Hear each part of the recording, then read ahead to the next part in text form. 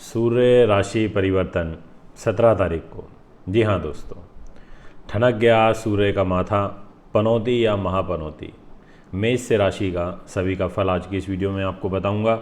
हमारे साथ जुड़े रहिए और जो बातें मेरे द्वारा आपको बताई जाती हैं वीडियो के माध्यम से, उन सभी को ध्यानपूर्वक सुनिए और समझने का प्रयास करिए। ग्रह और समय कभी किसी के लिए नहीं रुकता, ना मेरे लिए ना आपके लिए, किसी के लिए भी नहीं रुकता। इसीलिए कहते हैं कि समय के बहाव के हिसाब से हमें चलना चाहिए। जैसे ग्रह हमें लेकर के जा रहे हैं, जैसा गोचर में फलादेश हमें प्राप्त हो रहा है, उस अनुसार हमें अपने आप को मेंटली प्रिपेयर कर लेना चाहिए। आज के इस वीडियो में मैं आपको बताऊंगा उस ग्रह के बारे में जो ग्रहों का राजा है, उस ग्रह के बारे में जिससे सभी ग्रहों को प्रकाश मिलता है और सभी ग्रहों को तेज मिलता है और हमारा जीवन जो है वो प्रकाशित होता है। मित्रों, आज मैं आपको जानकारी दूंगा वो ग्रह जो पिता का सुख देता है, आत्मा का शारीरिक गठन का कारक होता है, शक्ति का सामर्थ्य का प्रतीक माना जाता है, पराक्रम धैर्य का साहस का कारक है, उच्च अधिकारी वर्ग से ताल्लुकात रखता है, सत्ताधारी है, नेतृत्व क्षमता है, प्रशासन वर्ग में लेकर के आता है, ऐश्वर्य देता है, सामाजिक प्रतिष्ठा देता है, सत्गुणी है, समस्त प्रकार के गुणों का समावेश है, जिसको प्रसन्न करने के लिए शिव भक्ति की जाती है, जो आत्मबल को बढ़ाता है, तेज को बढ़ाता है, आत्मा को प्रभावित करता है, जीवन शक्ति को प्रभावित करता है, न्याय जिसको प्रिय है, न्याय देने में और दिलाने में जो अपनी मुख्य भूमिका अदा करता है, स्वाभिमानी भी है, महत्वाकांक्षी भी है, उदारता भी है, इसमें राजनीतिक भी है, कूटनीतिक भी है, आँखों को, हृदय को, पेट को, हड्डियों को प्रभावित भी करता है, गेहूँ का, घी का, माणिक का, स्वर्ण आभूषण का, तांबे का, ऐसी चीज़ों का कारक भी है। इतनी तमाम चीज़ें इस ग्रह के पास हैं और आप जानते हैं ग्रह का नाम है सूर्य। सूर्यदेव के फल के बारे में आज की इस वीडियो में मैं आपके साथ में चर्चा करूंगा। आप सभी का स्वागत करता हूं हमारे इस लोकप्रिय यूट्यूब चैनल पर। नमस्कार करता हूं, मैं हूं मानवेंद्र रावत और 28 से लेके 31 तारीख तक मैं मुंबई में उपस्थित रहूंगा। आप मुझे यहाँ पर कुंडली बनवाने के लिए, दिखाने के लिए, पूजा पाठ व रत्नों के लिए संपर्क कर सकते हैं। दोस्तों, आइए विषय को प्रारंभ करते हैं, क्योंकि सभी 12 राशियों की चर्चा आज की इस वीडियो में आपके साथ में होगी। इसीलिए 12 राशियाँ हैं तो समय भी लगेगा, वीडियो थोड़ी लंबी भी हो जाती है कई बार।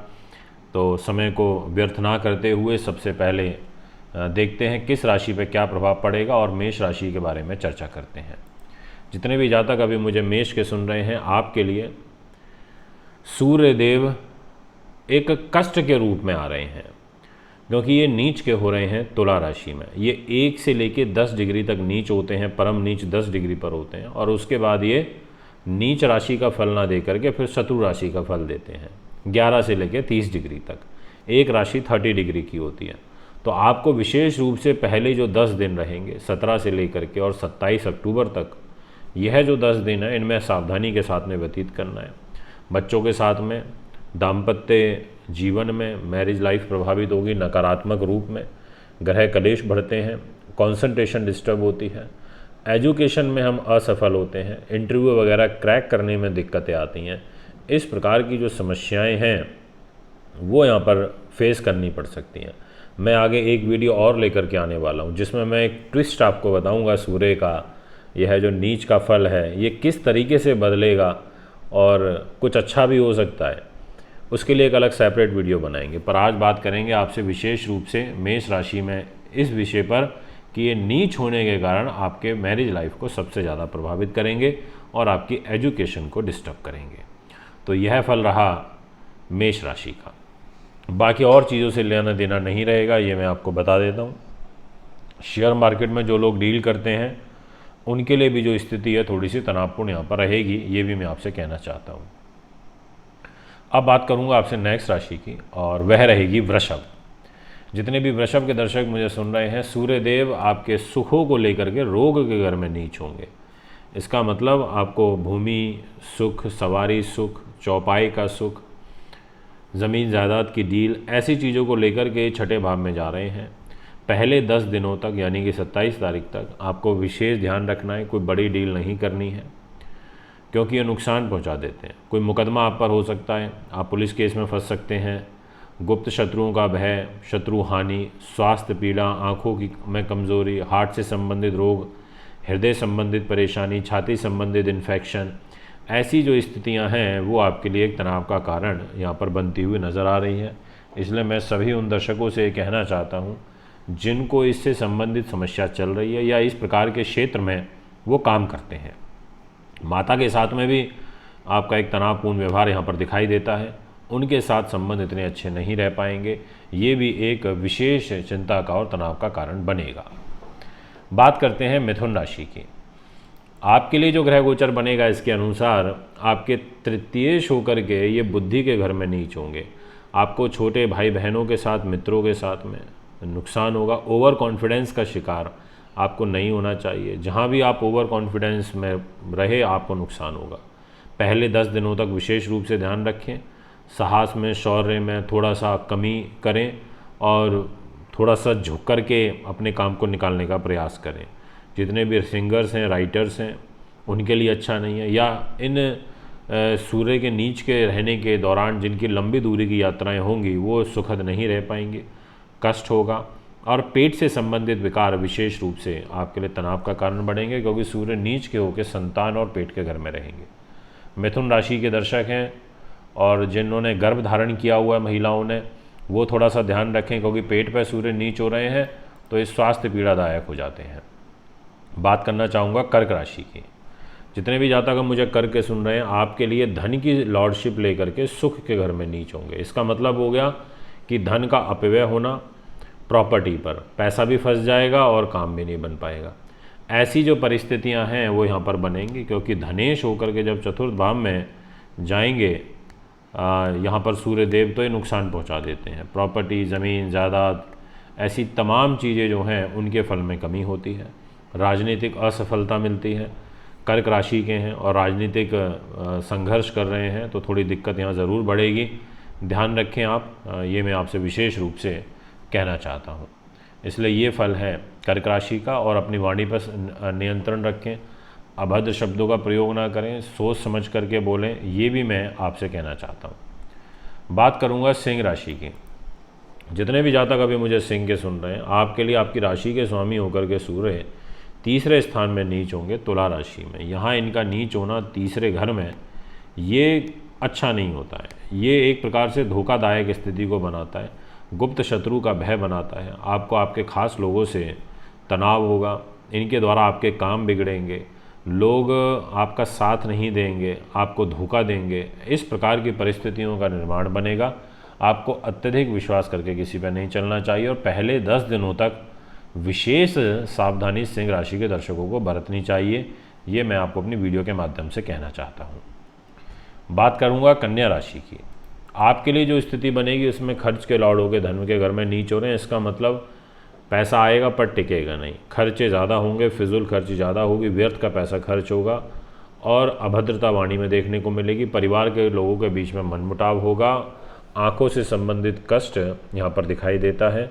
थोड़ा सा ध्यान रखें, चेहरे की खूबसूरती में भी कुछ कमी यहाँ पर देखने को मिलेगी।